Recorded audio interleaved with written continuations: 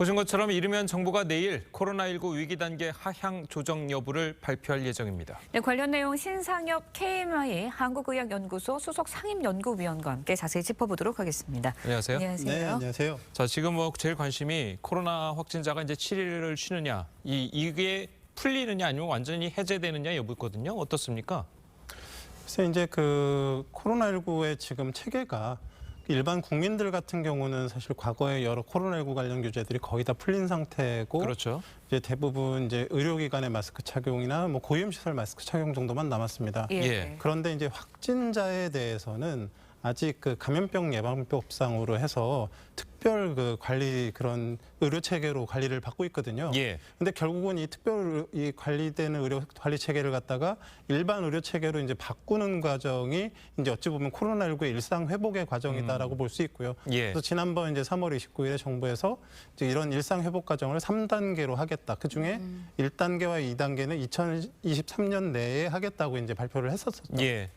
근데 이제 그 내용의 골자가 이런 겁니다.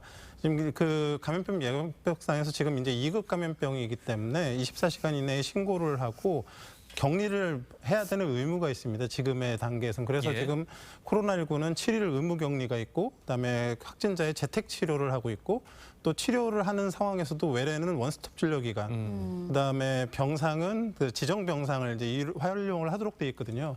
그런데 이제 이 1단계 2단계에서 1단계로 넘어가게 되면 이 7일 의무 격리를 5일로 줄이고, 그다음에 이제 원스톱 진료 기간은 유지를 하지만 병상 수는 줄여가면서 이제 그 일반 의료 체계로 이행 과정을 가는 거고요. 예. 이 2단계가 됐을 때는 그 7일 의무 격리를 권고로 바꾸고, 그다음에 이제 원스톱 진료 기관이나 지정 병상도 다 없애고 재택 진료도 다 없애고 완벽하게 일반 의료 체계로 포함시키는 그런 과정들로 들어가는 거거든요. 예. 근데 지금 정부에서는 1단계, 2단계로 이렇게 진행을 하면서 가려고 했었던 부분들을 어느 정도 여력이 있다고 판단하는 상황에서 1, 2단계를 한꺼번에 해서 이번 달, 다음 달 해서 상황을 봐가면서 이렇게 결정을 하겠다라고 얘기를 하고 있는 거죠. 네, 예. 그런데 9일 0시 기준으로 신규 확진자 수 2만 명을 넘었습니다. 101일 만에 최대수라고 하고요.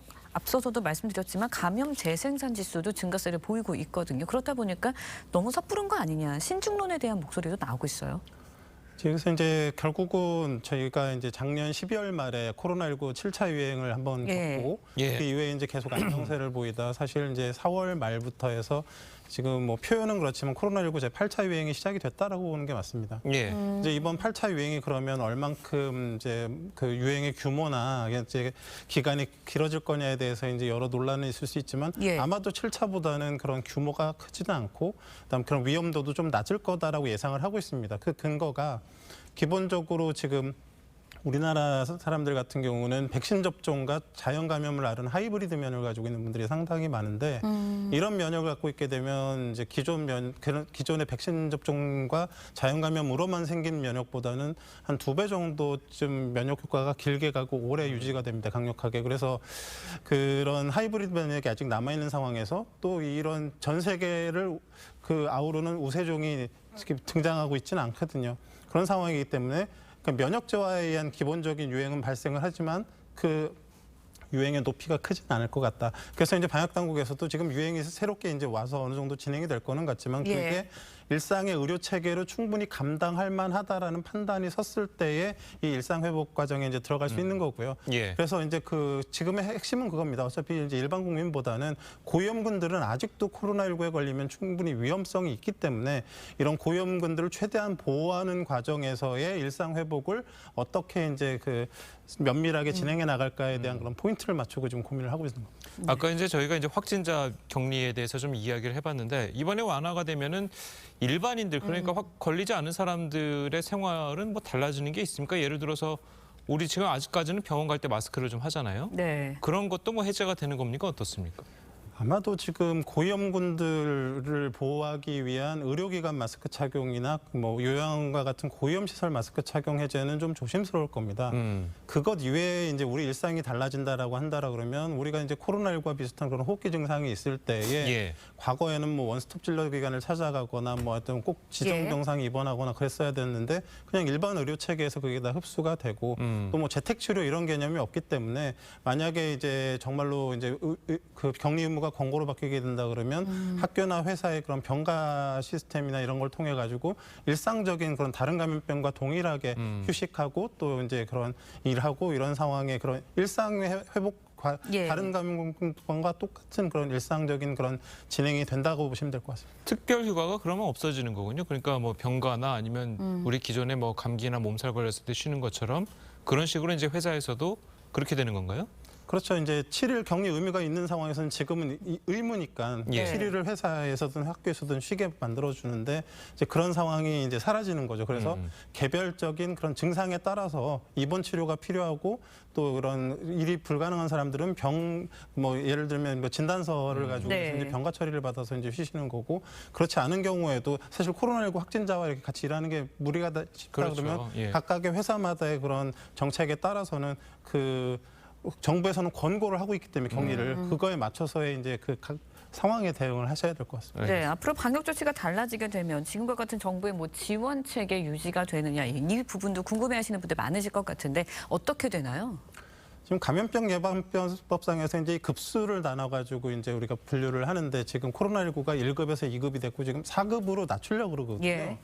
이제 2급까지만 돼도 전수조사를 해서 보고를 24시간 내에 해야 되고 격리를 해야 된다라는 조건이 있습니다. 그런데 4급이 되게 되면 더 이상 확진자 수를 세지 않습니다. 그리고 유행은 그냥 표본 감시 정도만 하게 되고 그런 치료나 이런 부분들에 있어서 다 그 자유롭게 되기 때문에 네. 결국은 이제 일상 의료 체계 하에서 이제 모든 것들이 이제 돌아가게 되는 부분들이고 다만 독감도 똑같은 4급 접합종 감염병이지만 고위험군들에 대해서 백신 접종을 나라에서 무료로 해주거든요.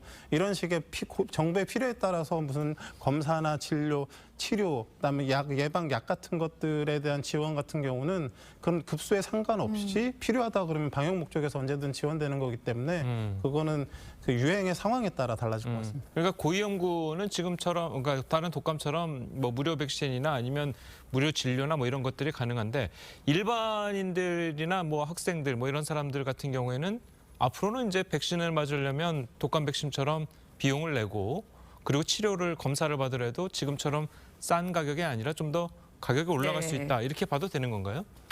아마도 지금 독감과 좀 유사한 형태로 가게 될 가능성이 높을 것 같습니다. 예. 그래서 코로나19는 고위험군과 그렇지 않은 분의 예후 차이가 워낙에 많이 나기 때문에 예. 결국은 한정된 자원은 고위험군에 집중을 해서 그분들의 백신과 치료에 대해서는 충분히 지원을 해드리지만 또 그렇지 않은 부분들에 대해서는 일상적인 뭐 의료보험이나 그런 의료 체계의 내에서의 그런 진료가 이루어질 걸로 생각이 됩니다. 네, 코로나가 이제 완전히 종식된 게 아닌 만큼 재유행도 대비해야 할 수도 있을 것 같은데 일상 회복 후에 어떤 과제가 좀 남겨지게 될까요? 결국은 사실 이제 코로나19가 좀 일반적인 그런 사회생활하는 젊은 사람들에게는 뭐 큰 위험으로 예. 느껴지지 않지만 집에 계신 어르신들에게는 상당히 위험하거든요. 그래서 그렇죠. 이제 그런 부분들, 그러니까 정말로 위험한 고위험군들이 딱 있기 때문에 좀 건강하신 분들은 그런 분들을 보호하는 면에서의 그런 배려를 해드려야 될 것 같고요.